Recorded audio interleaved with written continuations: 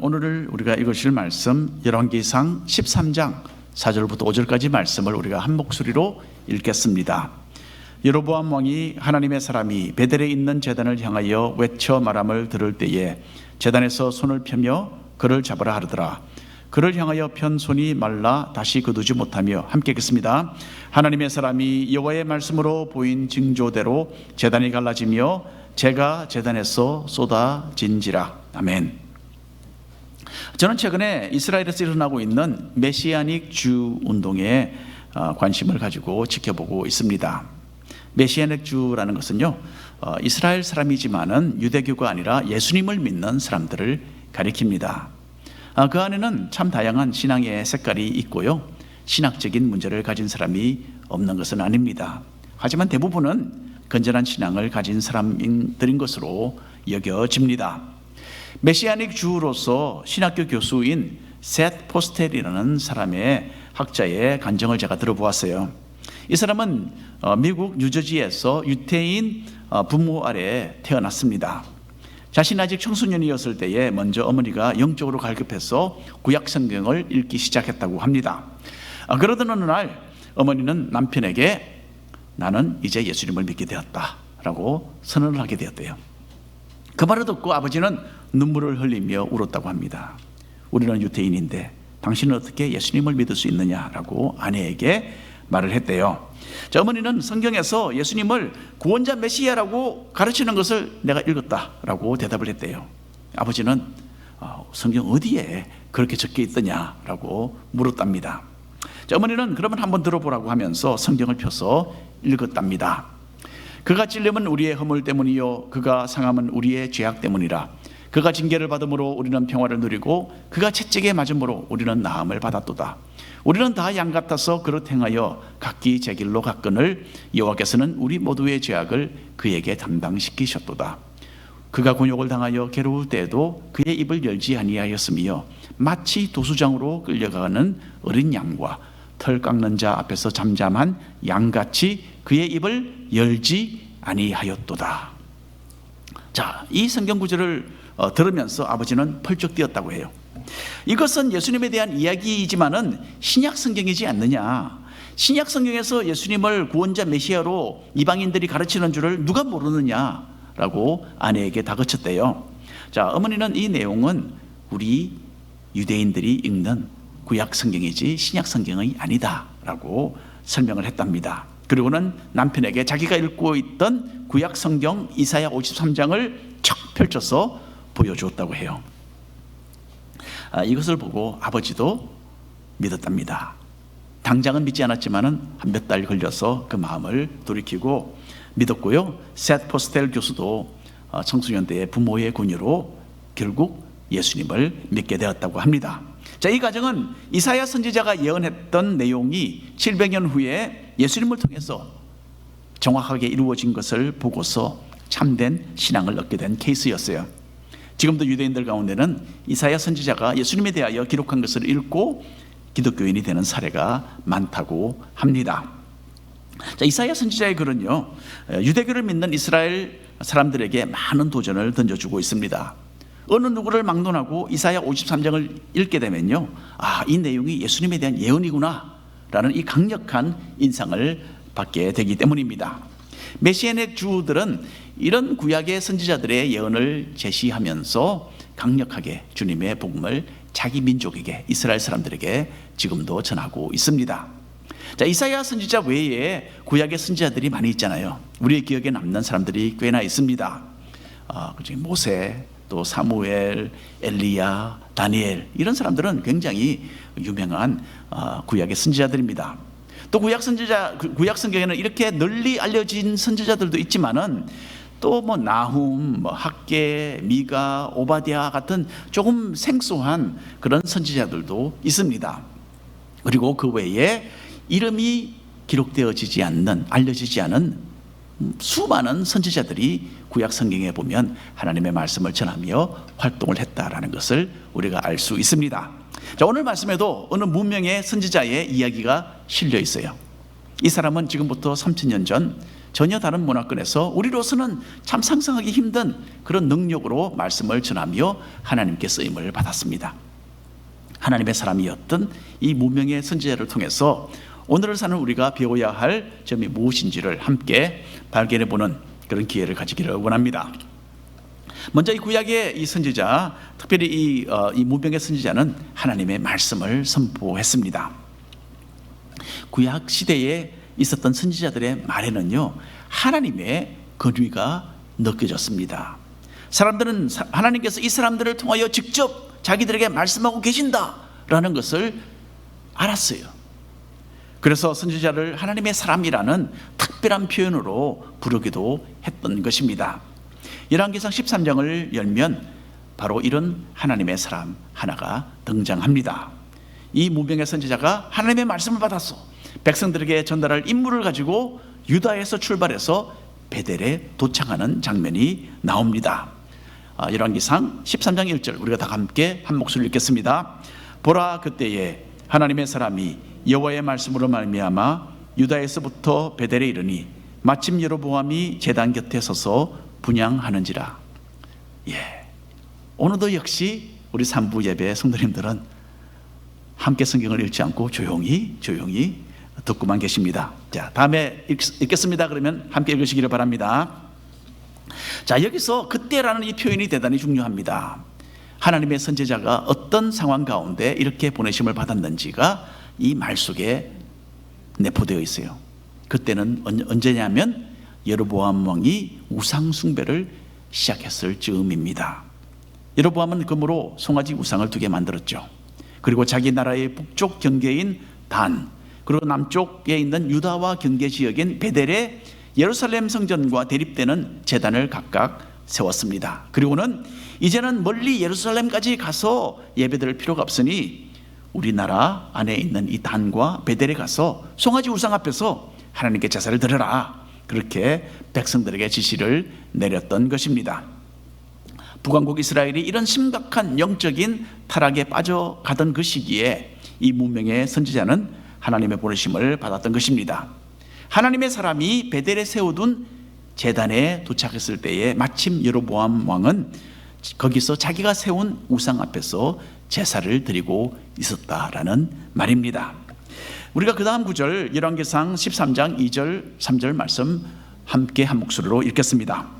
하나님의 사람이 제단을 향하여 스스로 외쳐 이르되 제단아 제단아 여호와께서 이와 같이 말씀하시기를 다윗의 집에 요시야라 이름하는 아들을 낳으리니 그가 내 위에 분향하는 산당 제사장을 내 위에서 제물로 바칠 것이요 또 사람의 뼈를 내 위에 사르리라 하셨느니라 하고 그날에 그가 징조를 들어 이르되 이는 여호와께서 말씀하신 징조라 제단이 갈라지며 그 위에 있는 재가 쏟아지리라 하매. 감사합니다. 이제는 여로보암 왕은 선지자 아히야를 통하여서 하나님의 말씀을 들었던 적이 있습니다. 그때 아히야는 하나님께서 이스라엘의 10지파를 여로보암에게 떼어서 넘겨주실 것이고 여로보암은 그들을 다스리는 왕이 될 것이다, 그렇게 예언을 했었습니다. 이제 여로보암은 하나님으로부터 2번째 예언을 듣게 됩니다. 선지자를 통하여서. 그런데 이번에는 엄중한 심판의 말씀이었습니다. 그동안 왕이 된 여로보암은 심각하게 타락된 길을 가고 있었기 때문입니다. 하나님의 사람은 여로보암이 세운 제단을 향해서 심판을 선언했어요. 장차 다윗의 자손 중에 요시야라는 사람이 태어날 것인데 그 사람이 이 제단을 폐쇄시킬 것이다 라는 하나님의 말씀이었습니다. 이 산당에 제사를 드리는 제사장은 죽임을 당할 것이고 사람의 뼈를 제단 위에 불살라서 여로보암이 세운 제단들이 다 더 이상 사용되지 못하게 될 것이다 라고 외쳤던 것입니다. 이어서 선지자는 하나님의 심판의 그 선언이 사실인 것을 증명하기 위해서 이 제단이 갈라질 것이고 제사를 드리고 남은 재가 쏟아져서 흘러내리는 일이 이제 있을 것이다 라고 선언을 하게 됩니다. 하나님의 사람이 예언한 내용은요, 그때로부터 300년 후에 정확하게 이루어집니다. 요시야는 다윗 가문을 이어서 유다 나라의 왕이 되었어요. 그리고 요시야는 자신의 시대에 신앙적인 혁명을 일으켰습니다. 그래서 하나님께로 백성들의 마음을 돌이키는 엄청난 역할을 하고 그런 부흥을 주도했습니다. 그 과정 가운데 요시야는 여로보암이 세운 제단을 와서 파괴하고 그 제단이 더 이상 사용될 수 없도록 그렇게 회파시켰던 것입니다. 하나님의 말씀은 여러분 분명히 틀림없이 이루어집니다. 여로보암 왕을 따라서 우상 숭배에 빠졌던 북왕국 이스라엘은요, 아수르 나라에 의해서 완전히 멸망을 당하게 됩니다. 그리고 하나님께서는 그 후에 요시야 왕을 일으키셔서 그 후에도 100년 동안 여전히 이곳에 남아서 가정된 예배를 드렸던 사람들에게 심판을 내리시고 제단을 회파시키셨던 것입니다.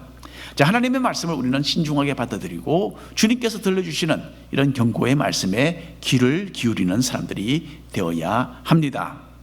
자, 한편 여로보암 왕은 자기가 세운 제단을 향해서 심판을 선언한 이 선지자에게 분노했습니다. 무엇보다도 다윗의 집안 식구 중에 하나가 일어나서 자신의 제단을 파괴시킬 것이라는 이 말에 크나큰 위협을 받았던 것 같습니다. 여로보암은 남쪽 나라 유다를 의식하고서 권력을 유지하기 위해 이렇게 제단을 세우고 독자적으로 종교 행사를 주도해 왔습니다. 그런데 다윗 왕의 자손 한 사람이 이런 일을 할 것이라니까 눈이 뒤집혔던 것입니다.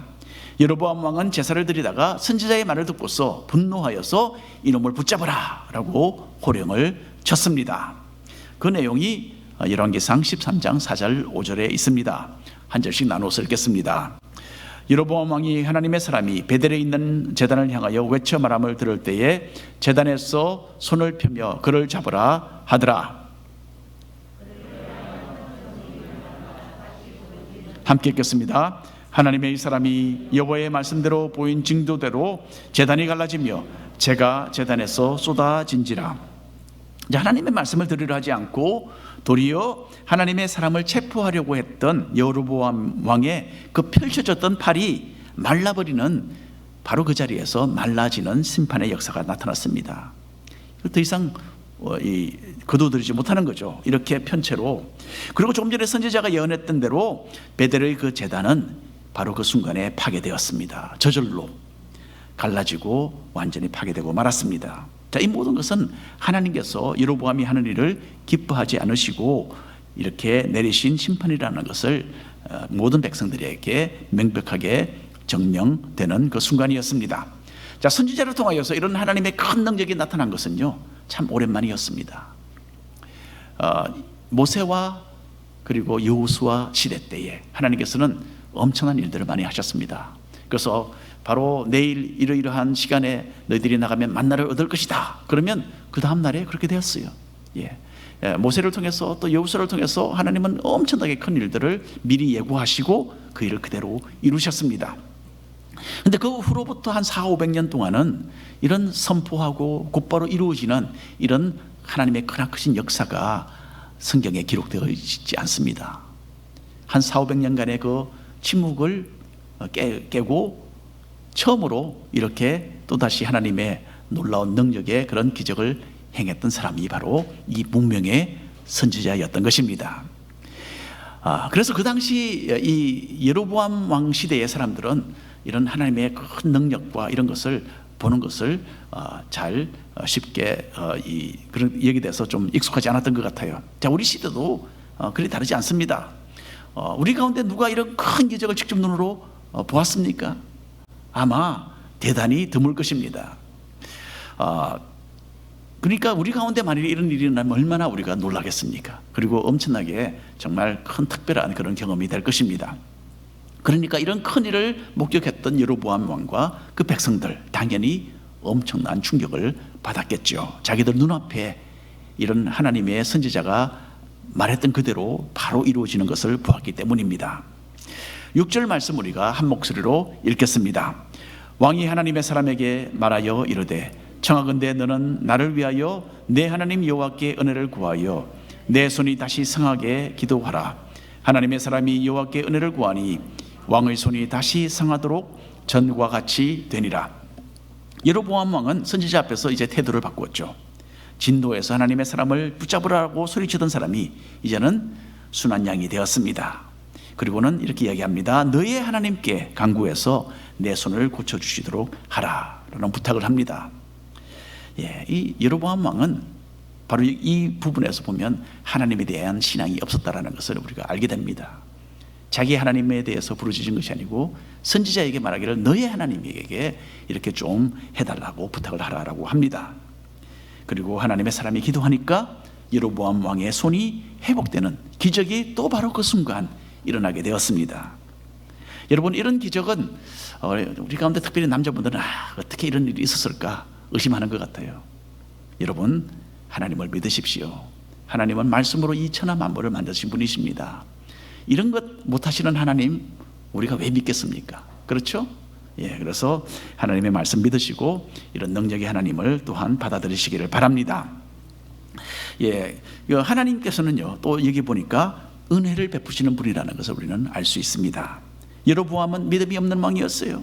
타락해서 우상숭배에 빠졌고 그 온 백성들을 그 죄로 이끌었던 정말 죽어마땅한 사람이었어요. 하지만 이런 악인도 불쌍히 여기시는, 또 인내하시고 기다려주시는 그 하나님의 사랑과 은혜가 여기에 나타나고 있는 것입니다. 여러분, 우리도 마찬가지입니다. 만일에 하나님께서 우리 죄대로 우리를 심판을 하신다면 여기에 살아서 아직도 남아있는 사람 하나도 없을 것입니다. 여기에 이 자리에 서 있는 목사를 포함해서 우리는 모두 다 지금 우리의 죄 때문에 지옥불에 떨어져 있을 것입니다. 하지만 우리는 사랑이 많으신 하나님 덕분에 이렇게 기회를 얻고 또 얻어서 지금 신앙생활을 계속하고 있는 것입니다.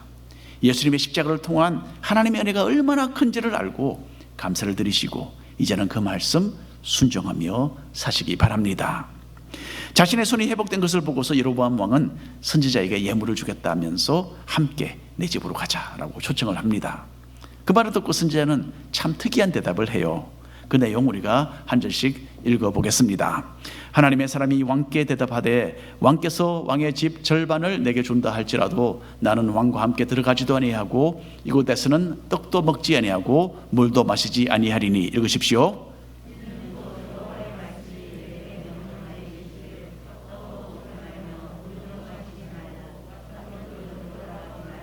함께 읽겠습니다. 이에 다른 길로 가고 자기가 베델에 오던 길로 되돌아가지도 아니하니라.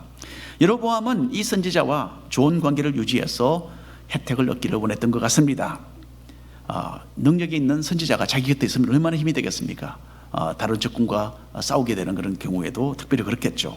하지만 선지자는 왕이 제시하는 그 재물에 전혀 마음이 흔들리지 않았어요. 왜냐하면 선지자는 하나님으로부터 특별한 지시를 받았기 때문입니다. 하나님의 계명을 저버린 이 타락한 곳에서는 음식도 먹지 말고 물도 마시지 말고 그 밟았던 길도 다시 밟지 말라는 하나님의 엄중한 명령이 있었기 때문입니다. 여러분, 하나님께서는 영적인 타락을 정말 심각하게 다루십니다. 그리고 우리가 늘 깨어 있어서 신앙을 무너뜨릴 수 있는 위태로운 상황을 피해가고 이 세상과는 구별된 삶을 살라고 말씀하고 계시는 것입니다. 죄의 물결이 넘쳐 들어와서 내 마음을 채우고 나의 믿음을 파손시키지 못하도록 거룩한 삶을 향하여 다시 한번 방향을 새롭게 설정하시는 우리 모두가 되기를 간절히 바랍니다. 두 번째로 이 선지자의 불순종에 대해서 나와 있습니다. 하나님의 사람은 여로보암 왕의 초청을 뿌리치고 유다 땅으로 돌아가고 있었습니다. 이 무명의 선지자의 이야기가 이렇게 끝이 났다면 참 좋았을 것입니다. 만일 그랬다면 우리는 모두 이 선지자에 대해서 큰 은혜를 받았을 것입니다. 그리고 이 사람의 이름이 왜 성경에 기록되지 않았을까? 우리가 아마 안타까워까지 했을 것입니다. 그런데 오늘 읽는 이 하나님의 사람의 이야기는 정말 뜻밖의 방향으로 그 이야기가 진행이 됩니다. 함께 읽어보겠습니다. 11절 말씀입니다. 베델에 한 늙은 선지자가 살더니 그의 아들들이 와서 이날에 하나님의 사람이 베델에서 행한 모든 일을 그에게 말하고 또 그가 왕에게 드린 말씀도 그들이 그들의 아버지에게 말한지라. 베델에 살던 이 늙은 선지자는 아들들에게서 유다에게서 온 이 선지자가 했던 말, 또 이 사람이 했던 그 큰 기적에 대해서 듣게 됩니다. 그리고 이 늙은 선지자는 유다에서 온 이 선지자를 만나기 위해서 뒤쫓아서 나귀를 타고 길을 급하게 떠납니다. 그리고는 그 선지자를 만나서 베델에 있는 자신의 집으로 초대를 합니다. 자, 이 선지자가, 이 늙은 선지자가 어떤 이유로 이렇게 했는지는 성경에 정확하게 기록이 되어 있지 않습니다. 어떤 학자들은 아마도 나쁜 어떤 의도로서 그렇게 했을 것이다 라고 추측을 해요. 하지만 이 이야기를 처음부터 끝까지 줄거리를 잘 읽어보면 그렇게 나쁜 의도로 이런 일을 한 것은 아닌 것 같습니다. 아마도 이 늙은 선지자는 선지자입니다. 유다에서 온 이 선지자에 대해서 큰 감명을 받았던 것 같아요. 그리고 이 늙은 선지자는 어쩌면 자신의 고장, 자신의 도시 베델이 우상 숭배로 혼탁해지는 것을 보고 괴로워했는지도 모릅니다. 그래서 능력으로 하나님의 진실된 말씀을 선포했던 이 유다의 선지자와 함께 교제를 나누고 어쩌면 위로받기를 원했던 것이 아닌가, 저는 그렇게 생각을 해봅니다. 유다에서 온 선지자는 베델에 사는 이 늙은 선지자의 초청을 물론 당연히 거절을 했습니다. 하나님께서 금하셨기 때문에 나는 당신과 함께 식사할 수도 없고 그냥 바로 이 길로 돌아가야 한다라고 말을 했습니다. 그런데 베델의 그 늙은 선지자는 이미 이 내용에 대해서 들었죠. 그래서 포기하지 않고 이렇게 이야기합니다. 18절 말씀 함께 읽겠습니다. 그가 그 사람에게 이르되 나도 그대와 같은 선지자라. 천사가 여호와의 말씀으로 내게 이르기를 그를 내 집으로 데리고 돌아가서 그에게 떡을 먹이고 물을 마시게 하라 하였느니라 하니 이는 그 사람을 속임이라. 참 문제입니다. 이 늙은 선지자는 유다에서 온 하나님의 사람에게 거짓말을 했어요. 여러분, 천사가 나타나지도 않았는데 천사가 나타나서 당신을 초청하고 음식을 먹여서 좀 보내라, 그렇게 말을 했다고 이야기를 했어요.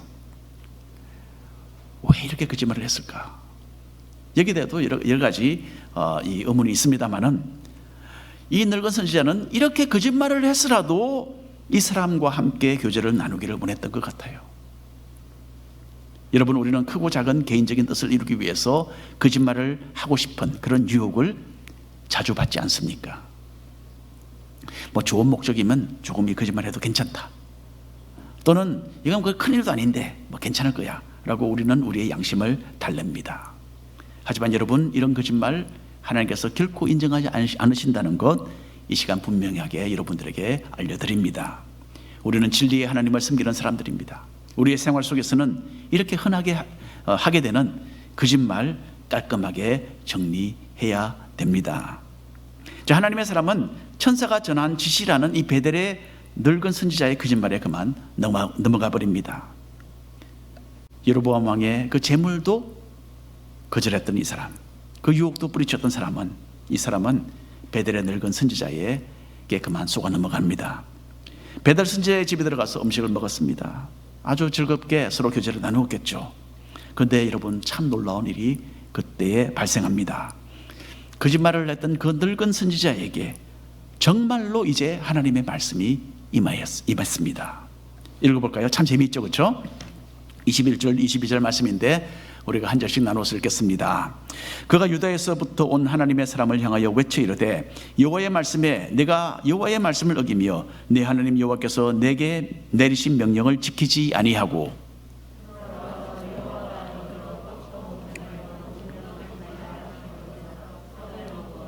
함께 읽겠습니다. 내 시체가 내 조상들의 묘실에 들어가지 못하리라 하셨느니라 하니라. 서로 웃고 정답게 식사를 하던 도중에 하나님의 말씀이 갑자기 이 늙은 선지자에게 임했습니다. 이 사람의 표정이 갑자기 바뀌었어요. 이 선지자는 갑자기 하나님의 말씀으로써 유다에서 온 하나님의 사람에게 호통을 쳤습니다. 하나님이 분명히 말씀하셨는데 그 명령을 어겼기 때문에 당신은 처벌을 받게 될 것입니다 라고 예언을 했습니다. 자, 여기서 우리는 좀 문제가 생깁니다. 분명히 거짓말을 했던 잘못된 사람인데 어떻게 이 사람이 하나님의 말씀을 받았다고 할 수 있을까? 그러나 여러분, 우리는 때때로 하나님께서는 죄인을 통해서도 말씀하신다라는 것을 기억해야 합니다. 이전에 발람 선지자가 있었습니다. 이 사람은 참 악한 욕심에 사로잡힌 사람이었어요. 거짓 선지자였죠. 그러나 그 선지자를 통해서도 하나님은 이스라엘 백성들을 축복하셨고 하나님의 말씀을 전하도록 하셨던 것입니다. 근데 때로는 우리가 하나님은 악한 날에 악한 자도 사용하신다 라는 것 기억하셔야 되고요. 하나님의 말씀을 전한다고 해서 또는 큰 어떤 병을 고치는 능력을 행한다고 해서 자동적으로 그 사람이 하나님께서 완전히 인정하신 사람이라고 생각하시면 참 곤란합니다. 하나님은 때로는 죄인들도 자신의 뜻을 위해서 사용하신다는 것 기억하시기를 바랍니다. 그 늙은 선지자의 그 예언을 들었던 이 유다에서 온 선지자 아마도 정신이 아찔했을 것입니다. 유다의 이 선지자는 하나님께서 자식에게 엄중한 명령을 내리셨고 그 명령을 번복하실 하나님이 아니라는 것을 알았어야 했습니다. 그런데 잠시 그것을 잊어버렸어요. 이 늙은 선지자가 천사가 나타났다고 하니까 그냥 거기에 현혹되어서 그냥 그 말에 속아 넘어간 것입니다. 식사 후에 늙은 선지자는 하나님의 사람을 배웅해 주었어요. 그런데 유다의 선지자가 길을 가던 중에 하나님의 심판이 그만 떨어져 버립니다. 사자가 나타나서 이 선지자를 물어 죽였어요. 늙은 선지자가 동네 사람들의 통해서 이 소식을 듣고는 급하게 달려갔습니다. 28절 말씀 제가 읽어드립니다. 그가 가서 본즉 그의 시체가 길에 버림받았고 나귀와 사자는 그 시체 곁에 서 있는데 사자가 시체를 먹지도 아니하였고 나귀를 찢지도 아니하였더라. 참으로 희귀한 일이죠. 보통 사자라면 나귀를 잡아먹었겠죠. 또는 사람을 잡아 죽였으면 그 사람을 먹었을 것입니다. 그런데 그렇게 하지 않고 나귀도 사람만 죽고 나귀와 사자가 그 옆에 서 있었다는 거예요. 이것은 하나님의 심판이 분명했습니다. 늙은 선지자는 이 유다에서 온 이 하나님의 사람을 그 시신을 거두어 드리고 위에서 장례를 치러 주었습니다. 그리고는 슬피 울었다라고 합니다. 이 사람이 슬피 울었던 것을 보니까 그 사람의 마음이 어떤 것인지를 우리가 알게 되는 거죠. 좋은 의도로 자신이 거짓말을 했지만은 좋은 의도로 그렇게 했다라는 것을 우리가 알 수가 있습니다. 그리고 자기의 거짓말 때문에 이 선지자가 벌을 받은 것을 이 늙은 선지자는 평생토록 후회를 했을 것입니다.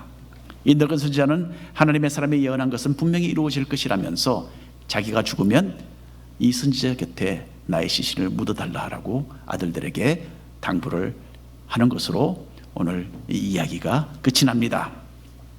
여러분, 성경 이야기 참 재미있는데 직접 읽으시면 제가 이렇게 설교를 안 해도 되지 않겠습니까? 예. 그래서 직접 읽으십시오. 자, 오늘 결론의 말씀을 드리고 싶습니다. 오늘은 이 두 명의 주요 인물이 등장합니다. 한 사람은 여로보암 왕이고 다른 한 사람은 이 무명의 선지자입니다. 여로보암은 하나님의 사람으로부터 결코 부정할 수 없는 하나님의 그 엄중하신 심판과 경고의 말씀을 듣게 됩니다. 또 여로보암은 하나님의 사람에 대한 이 모든 이야기 소문을 들은 후에도 자신의 죄악된 길에서 돌이키지 않았습니다. 무너지고 저절로 무너져 내렸던 그 제단, 여로보암 왕은 다시 세웠어요. 그리고 우상 숭배를 계속했습니다. 여로보암은 자신의 그 짤막한 인생을 사는 동안 자기 가진 그 권력 유지하기 위해서 타락된 길을 고집했던 하나님의 말씀에 불순종하는 사람이었습니다. 유다에서 온 하나님의 사람에 대해서 우리는 동정심을 가지게 되는 것이 사실입니다. 너무너무 잘하지 않았습니까? 참 잘했는데 마지막에 잘못된 판단을 내려서 하나님의 명령을 어기는 실수를 했기 때문에 참 안타까운 마음이 듭니다. 그리고 다른 것도 아니고 다른 선지자의 그 선의의 거짓말에 속아 넘어간 것인데 하나님이 좀 너무 심한 징계를 내리신 것은 아닌가라는 생각까지 드는 거죠. 그냥 좀 한번 봐주면 안 되나라는 그런 생각도 듭니다. 하지만 여러분, 이 선지자는 하나님의 특별한 능력으로 말씀을 전하는 임무를 받은 사람이었어요. 그러니 하나님의 말씀과 그 명령을 더 충실하게 지켜야만 하는 그런 책임도 함께 있었던 것입니다. 무엇보다 우리는 오늘 말씀을 통해서 마지막까지 하나님의 말씀에 충실하게 살아야 된다라는 교훈을 얻게 됩니다. 여로보암 왕이 유혹했던 그 재물도 뿌리쳤던 이 사람은 늙은 선지자의 그 말을 듣고 하나님이 자기에게 내려주신 엄중한 그 말씀, 그것을 순종하지 않았던 것입니다. 어느 날 저는 늦은 저녁에 아마 한 지난주인 것 같습니다. 지지난주 늦은 밤에 교회에서 출발을 해서 집으로 가고 있었어요. 오늘처럼 이렇게 비가 오는 그런 날이었습니다. 길을 가다가 보니까 젊은 미국 여자분인데, 그러니까 백인입니다. 그리고 금발머리를 하고 스쿠터를 상당히 빠른 속도로 타고 가는 것을 보았습니다.